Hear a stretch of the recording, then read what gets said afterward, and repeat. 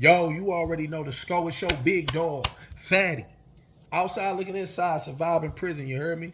Hey, I got something special for y'all today.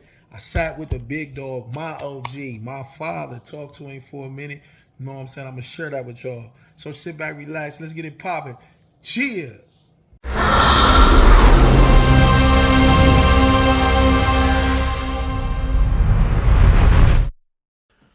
You already know, so hopping right into it. I'm going to get right to the question. Uh, do you remember the day that I caught the charge that sent me away? Yes, I remember that day very well, very vividly. So how did it go? How do you remember it? I was on my mother's house. I was in my addiction at that time also. I was at my mom's house, and you came up and you told me what happened. And we went, and I was scared. I'm thinking they were coming to get you. We went upstairs on the third floor, and we talked about it. And we were negative at that time. We were trying to figure out a way to get you out of town before the police got you. Right. So like what was like your initial feeling? Cause I heard you said you were scared. Yeah, fear that you were going to be hurt or you were going to go to jail. So at that time, when I did catch my charge, like what type of things was I into when I was in the streets that you remember? Well, I was in my addiction too at that time. So, and we were we were into a very negative place. We were just doing negative things. Okay, so you mentioned addiction. Tell us about your addiction. My addiction was very radical. It allowed me to remove myself from my home, remove myself from you. I wasn't really around that much. We saw each other periodically. I was a sperm donor. I was a piece of shit. I wasn't there. I wasn't responsible for anything. And it was just my addiction, my drugs and alcohol. That's all I wanted. And it took a large toll on me because a lot of times that I should have been in your life, I wasn't there. Okay, so tell me how your life was during your addiction and some of the things you had to endure. My life was real unmanageable. It was very unmanageable. I was living from pillar to pole. I did have an apartment, but half the time I didn't pay rent. Most time I was intoxicated or on drugs. And I was stealing, doing things to acquire my drugs and my alcohol. So I really didn't have time for no one, including myself. So what drugs? What type of drugs? I had a heroin habit for about 7 or 8 years. I cold turkey, got rid of that. Okay, so you was telling us about the type of drugs that you was using. I had a heroin habit. I cold turkey that in '79, and about that time is when I left, and I did a lot of cocaine, and I ran into some young ladies, and they were doing crack, and I got into crack, and whatever was available, whatever I could use to get me out of me. So was it young ladies that got you doing drugs, that got you experimenting with drugs? How did you get into using drugs? Well, my uncle turned me out to heroin. Okay. He turned me out. I wanted to be my uncle, and he was in the life, and that's what he turned me on to. Is that the uncle I'm named after? Uncle Mike, yeah, Myron. Okay. And I wanted to be like him. And that's what I wanted, and I didn't understand it. And I got the heroin habit, and I cold turkey, and that allowed me to leave you, leave your mom, leave everybody, and just hit the streets. And then I didn't have no woman, so I ran into the young ladies out in the street. They were back in them days, back in the 80s, they started smoking crack. And so the girl turned me on to crack, and crack is whack. After that, it was over. So crack what took you down? Crack knocked me all the way out the box. Can you tell us one of the worst things you did while you was on drugs? Something that you just totally regret? Walked away from my family, walked away out of my son's life. Okay, so let's talk about your recovery. How long have you been clean? May 26th of 2024, I had 23 years. 23 years clean, man. That's a blessing. That's a blessing. Talk about your recovery. Can you run us through that? Well, after a while, I got honest with myself and I became accountable. And that was the hardest part. I had to get honest.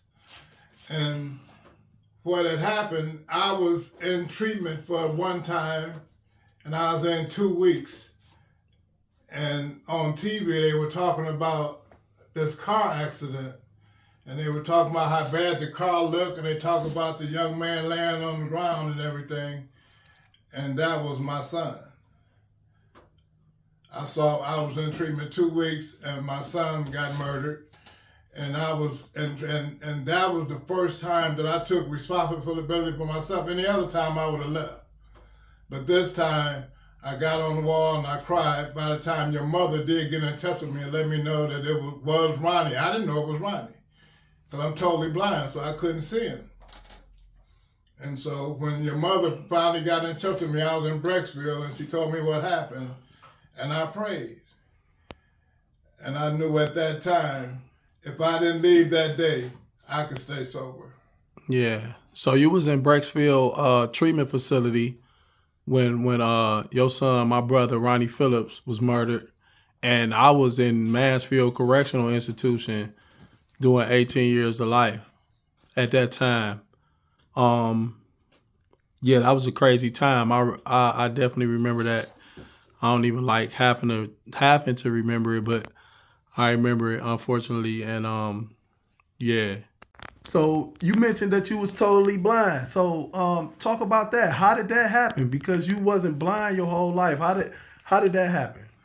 In my addiction, I found out today that I used drugs and alcohol to cover up an emotional feeling that I couldn't deal with. And I didn't want to deal with life. And I had drank and drugged myself in the alcohol-induced schizophrenia. I was homeless, I was sleeping in the woods, I was eating out of garbage cans, and I was over on the west side. West side of Cleveland? On West 25th, 38th, over that way, all up and down Detroit, Lorraine, over in that area is where I stayed. So usually when they get down that bad and be down, they get nicknames in the streets. Yeah. One day, I was late getting to St. Herman's. I took a bath once a week and to change clothes. They give you clean clothes and stuff. And I was late because I was drinking my fifth of wine. So by the time I got there, it was only a couple things left, a couple items of clothes left. It was a shoe and a boot. And I put the shoe on, I put the boot on. They called me Shoe Booty when I was walking up and down West 25th. Shoe Booty. How long did that name hold on to you? Until I left them over there. Shoe Booty. So what happened after that? I was homeless, and one day I was laying behind Lutheran Hospital on the bench, and an angel came. A young lady came to me, and she talked to me. She didn't tell me I stank. She didn't tell me that I was messed up. She didn't tell me to stop drinking. She told me her story. She shared with me about her addiction. She told me about her mental health, and she shared me what she was doing. And she invited me to lunch the next day if I didn't drink. And that's when I went to NAMI of Greater Cleveland, right on West 25th on Lorraine, the next day. And that's where, but I wasn't ready to stop. I was messed up, but you couldn't tell me. How to help you with that? You couldn't tell me that I was messed up. And one thing led to another. While I was over there getting intoxicated, I ended up on 80 something in Lorraine, dealing with a young lady, Caucasian girl, and these skinheads got upset about it, and I got attacked. And I got stabbed in the eye, and that's when I lost my sight. Wow. Okay, so you got stabbed in one eye, and so how are you totally blind from? What happened? I was in Lutheran, and they were trying to do surgery to get my sight back. I had one eye. I went back into treatment. I went to a place called New Joshua Center for Hope. And I was over there, and that's when I found out about untreated addiction. And I wasn't drinking and drugging, and my life got decent. I got a vehicle, I got a house on Seville, and life got real good. But my eye was starting to hurt. After 2 or 3 years, it started to hurt. So I had no medical insurance because I hadn't worked or nothing. I ended up going to the VA hospital, and while I was in the VA, they operated on the wrong eye and blinded me. Wow. And that was another journey in itself because it took 28 years of me fighting the VA in order to get my disability. 28 years. 28 years. Thank God I was sober. Because I was sober a lot of that time. But during my addiction, it was horrible, you know, and being hopeless, helpless, and homeless, and visually impaired. That was a horrible situation for me. And I just surrendered. And I didn't want to live like that no more. I had to hurt right. And my higher power, I'd like to say my higher power took my physical sight to give me spiritual insight. And once I got honest enough and I hurt right, that's when my journey started in my recovery. For sure. Yeah, so you got a very powerful story, and like I know it from beginning to end. So I'm just jumping around, and a lot of questions I ain't even asked because, you know what I'm saying. It really hit different. Hit different when you really know, when you really actually went through it. So I went through a lot of it with you. I'm glad I was able to share with you. I wanted to give back. I was a sperm donor. I wanted to become a father. So after I got sober and my life began to change, I came to Mansfield and we sat in the waiting room and I made my amends to you. And you really had grown up to the point, you were more mature than I was. Because you said, Dad, it wasn't your fault what I did. Stop blaming yourself. Those were my choices. And that hit me. But then the people in Mansfield started allowing me to come down. And I would come down sometime once, twice a month just to be with you. Not to tell you nothing, not to talk to you, just to let you see my life changing. Yeah, and that was powerful for me to actually see, to see the weight on you, to see your face fat. You know what I'm saying? You got cologne like my daddy, the person I looked up to and wanted to be the most when I was a kid, like he was back. So for real, and I told you this off camera. I told you this years ago. Like I'm proud of you, and the things that you did with your life made me know that it could be done. You know what I'm saying? That was the first time I seen it. The first time I seen somebody from, you know, pull themselves up out of it. And I was down in there too. I was in prison doing a life bid at the time. So that gave me the courage to even try to do better. And yeah. And you inspired me because listening to you were doing training. So at 57, I decided that I wanted a little more. I wasn't working. I'm getting a little $2,000 a month from the VA. Wasn't really doing too much of nothing. At 57, I made a decision because of my granddaughters to go back to school, to show them I'm talking to walk. I wanted to talk like I was walking. Right. Walk like I was talking. So I'm suggesting them to go back to school, but I realized I hadn't did school. So at 57, I went back to school. Back to school. Got my high school diploma. Mm-hmm. Got a associate's degree. Won't he do it? At 60, and what God did for me, the day that the month I was graduating, I'm sure how God works. We don't have power. We just follow the steps.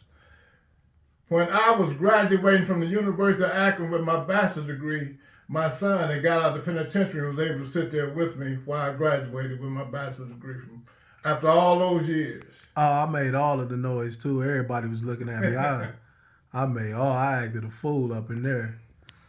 And I was 60, so don't talk about it's too late. Just start doing it. And at 60, I got my bachelor's degree. 61, I started working at the VA hospital, the same ones that blind me. I started working at a career, at a job. I never thought I could make money. Yeah. People told us, the people that I was around were telling me you had to be a dope boy to drive a Cadillac. You had to be a dope. And that's a lie from hell, because I came out here, I didn't tell my son what to do, but he watched what I did. And today, we're living the dream and ain't selling no piece of dope. We did it honestly. We working, ain't looking behind our back. Our work. I actually retired with a federal pension, federal retirement from the VA mental hospital. Ain't no doubt. And we doing this interview in your home office, house so big and nice. And it's just a blessing, like, to be able to see it, to be sitting here with you now and looking at you, like, it's really heartfelt. But what you was about to say? I think I cut you off. Like everything you were saying, everything that I gave away to my addiction, my recovery has given it back way more. My son, I was able to bury my mom. I was able to deal with my grandkids. But I own 3 homes. I was homeless, living in the woods. Recovery has given me 3 houses. Mm-hmm. You know, and it helped me and encourage my son to buy a house. We didn't sell no dope. No dope. Changed my thinking so I could change my behavior. Today, we live the life. We do stupid shit like pay taxes and go to work every day. But it's you don't have to live that way. Every day we wake up, we have a choice and a chance to do something different. And we choose to live like this today. Mm-hmm. Yeah, it's a blessing, man. Definitely, for sure. So, yeah, before we wrap it up, I want to talk about, we talked about addiction, we talked about recovery, and being totally blind. But you go skiing once a year. How is that? How does a totally blind man ski? And where do you do it at? Well, the VA gives me accommodations. I go to Aspen, Colorado once a year for a week. They put us up in a resort. We're up there with the billionaires. When I first started going, I was fearful because I didn't know that black people ski. Anyway, they put me in a big harness and I'm down there. But today, I ski with a little lady named Ziggy. She's like about 4'11". She weighs about 90-something pounds. She stands behind me with tethers on the tip of my skis, and I ski independently with poles by myself, and she's behind me. Go right, go left, slow down. I ski. My wife and I go sailing. We kayak, bike ride in the park. Things that I can do and not harm nobody free. We do it. And then when I was in my addiction, I didn't have time to do no crap like that. Didn't even think about nothing like that. I bowl. Think about doing nothing like that. I bowl. I was on the blind bowling team, and skiing. I was on TV for skiing. I was on TV for water skiing. I almost drowned 3 times, so that's the end of that shit. But I want to live life. I don't want to sit back and say, if I woulda, shoulda, coulda. You don't have to throw it. Your life is beautiful. Give yourself a chance to enjoy it. We do stupid shit. We go on vacations. You know, we go out of the country. We get ready to go on an 8-day cruise. Things that were unbelievable to me today, they're realistic. They're reachable. Like I said, the things I gave away in my addiction, I've gained it all back in my recovery. For sure, for sure. I definitely feel like Job in the Bible because I lost everything from No, living how I no, was living. we didn't lose everything. I gave everything away. Yeah, well, yeah, I misspoke. Straighten me out, straighten me out. You know what I'm saying? So you already know what it is. Outside looking inside, we got it's your big dog and my big dog, Ronnie, you feel me? I love you, man. I'm proud of you, man. Thank you. Thank you for everything that you did. We went through what we had to go through because that's our story. And look where we are now and look at all the people that. And okay, before I go, though, because I think I put the cart before the horse. Let's talk about how you helping people in their addiction and you pulling people out. Because I know you humble about the situation and everything, but we have to talk about all of the people that you are pulling out of addiction and helping to be in the same shoes that you in right now. It started going down, coming down to the institution where you were, sharing with you and your friends, and a lot of them talk to me. I work as a peer support specialist in the mental health and drug court. Mm-hmm. I am a licensed social worker. I'm a licensure, and I was at the VA hospital. I was facilitating groups, anger management group, PTSD groups, all kind of groups, intimate partner violent groups, things that my addiction took me to. I was a piece of shit. I attacked, I beat my wife. I did things that men don't do.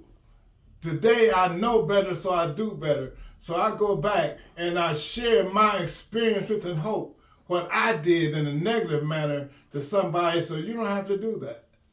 I've already played the game. You don't have to play it. You can win today. And I'm proud of my son because he came out and I'm proud of him because it's very uncomfortable and it's scary to come out, and only core belief I have is I got to do this in order to make money.